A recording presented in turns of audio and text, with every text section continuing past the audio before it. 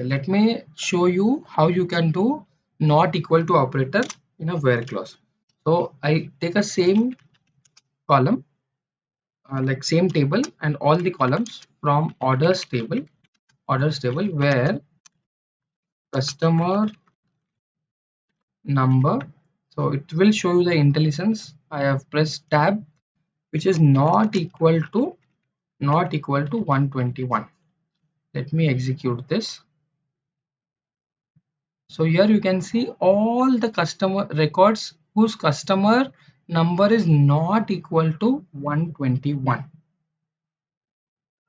Yeah, it is executed. You can see with the like there are two ways you can use not equal to in this way, or you can use not equal to in this way. In both the ways you get a same output. You get all the records whose customer number is not equal to 121. So this is how the not equal to operator is used in the where clause. Thank you for watching this video, guys. Keep learning.